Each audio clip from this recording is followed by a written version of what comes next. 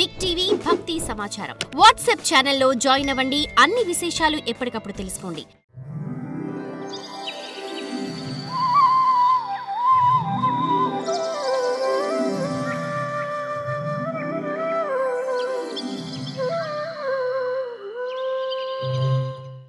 మహానుభావుడైన అర్జునుడు తన పుత్రులను సంహరించిన గురుపుత్రుడైన అశ్వత్థామను సంహరించేందుకు ఇష్టపడలేదు. గురుపుత్రుడు కదా, నాకు నా పుత్రులు ఎంత దుఃఖపెట్టారో, నన్ను వదిలేసి వెళ్ళారో అంత దుఃఖమే అవుతుంది కదా వీడిని సంహారం చేస్తే. గురుపుత్రుడు కదా, మా గురువుకు పుత్రుడు కదా, నాకు పుత్రులు చచ్చారో అని శిక్ష వీడికి వేస్తే వీడు కూడా గురుపుత్రుడు కదా. తర్వాత అర్జునుడు అశ్వత్థామను ఈడ్చుకుపోయి దుఃఖిస్తున్న ద్రౌపదికి అప్పచెప్పాడు.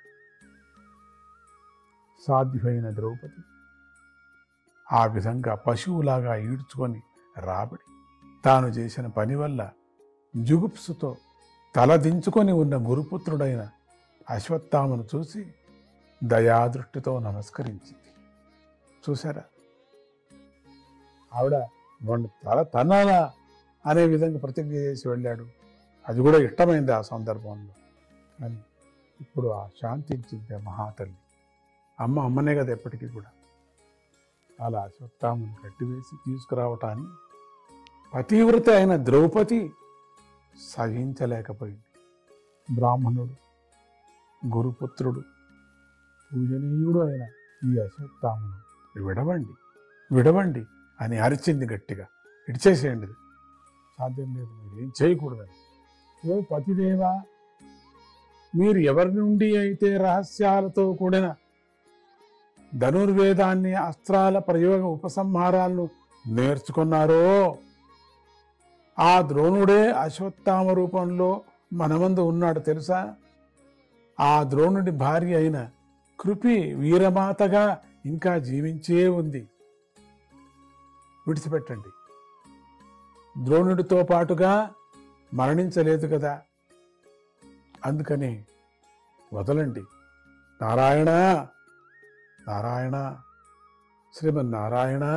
అలా అశ్వత్థామను కట్టివేసి తీసుకురావటాన్ని పతివ్రతైన ద్రౌపది సహించలేకపోయింది అనుకున్నాం కదా. అర్జున, పతిదేవా, వీడెవడు తెలుసా? బ్రాహ్మణుడు, గురుపుత్రుడు, పూజనీయుడైనటువంటి ఈ అశ్వత్థామను విడిచిపెట్టండి అని అరిచింది గట్టిగా. ఓ పతిదేవా, మీరు ఎవరి నుండి అయితే రహస్యాలతో కూడిన ధనుర్వేదాన్ని, అస్త్రాల ప్రయోగ ఉపసంహారాలను నేర్చుకున్నారు ఆ ద్రోణుడే అశ్వత్థామ రూపంలో మన ముందు ఉన్నాడు ఇప్పుడు. ఆ ద్రోణుడి భార్య అయిన కృపి వీరమాతగా ఇంకా జీవించే ఉంది కదా, ద్రోణుడితో పాటుగా మరణించలేదు కదా. ఓ పతిదేవా, నువ్వు ధర్మం తెలిసినవాడి కనుక గురువంశాన్ని మీరు ఎల్లప్పుడూ నమస్కరించి పూజిస్తూ ఉండాలే కానీ గురువంశం వారికి దుఃఖాన్ని కలిగించకూడదు కదా. గురువంశంలో ఉండినటువంటి ఎవరికీ మనం దుఃఖం కలిగించకూడదు కదా. నా పుత్రులు మరణించడంతో నేను దుఃఖాన్ని సహించలేక ఏడుస్తూ ఉన్నాను. పాపం, ఇతడి తల్లి పుత్రుణ్ణి పోగొట్టుకొని నాలాగా ఏడవకూడదు కదా. ఎందుకు ఇద్దరు ఒకరికొకరు చూసుకొని ఏడ్చటం? ఏం ప్రయోజనం? నా పిల్లలు ఇక రారు కదా బతికి. మనస్సును నిగ్రహించుకోలేని క్షత్రియ రాజులు బ్రాహ్మణ వంశానికి హాని చేస్తే దానివల్ల వారికి వినాశం కలుగుతుంది అని పలికింది. మహారాణి అయిన ద్రౌపది ఎన్నిటికీ ధర్మాన్ని, న్యాయాన్ని ఎప్పటికీ కూడా ఆవిడ అతిక్రమించేది కానే కాదు. ఆమె పరమ దయాహృదయ, కపటం లేనిది, సమబుద్ధి కలది.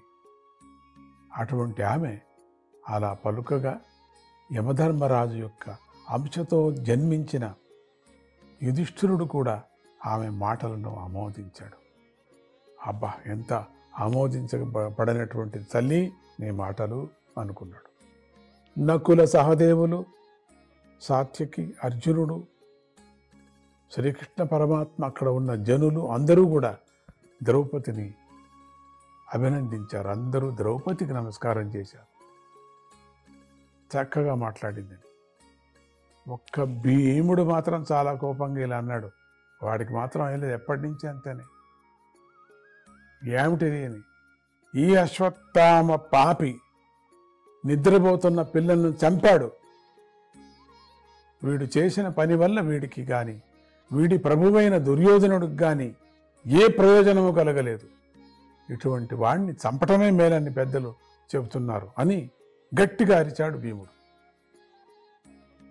అప్పుడు శ్రీకృష్ణుడు ద్రౌపది మాటలు విన్నాడు, భీముని మాటలు కూడా విన్నాడు. ఆయన అర్జునుడి ముఖాన్ని చూసి నవ్వుతూ ఇలా పలికాడు.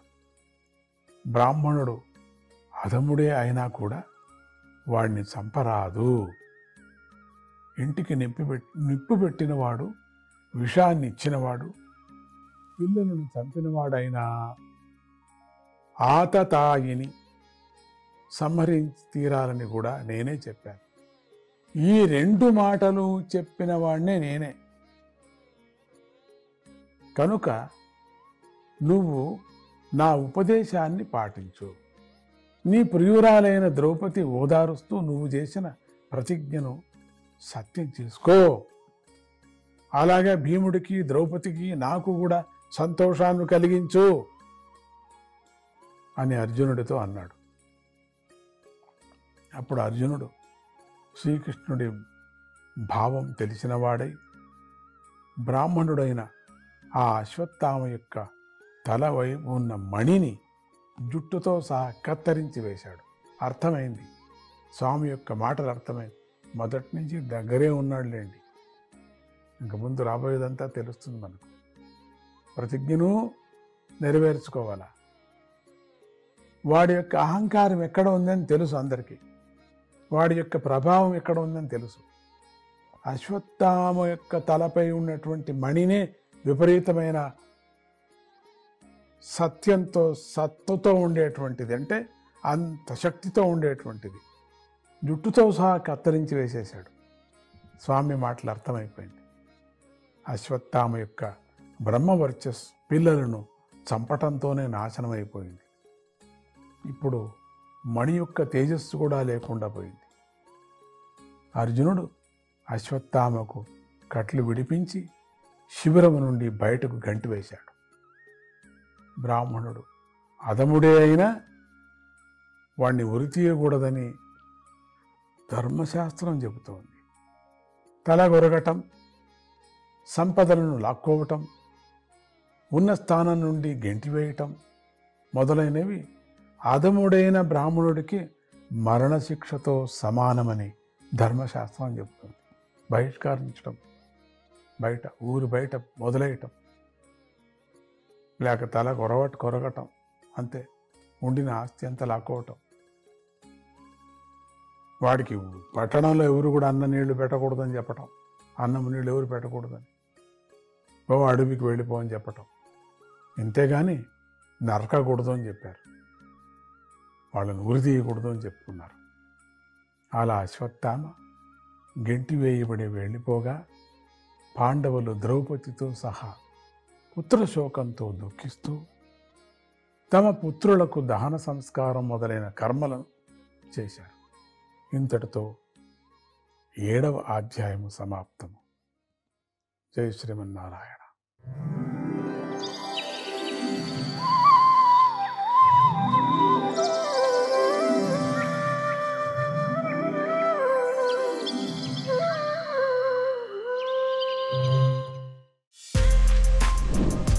For more videos like this, subscribe Big TV channel.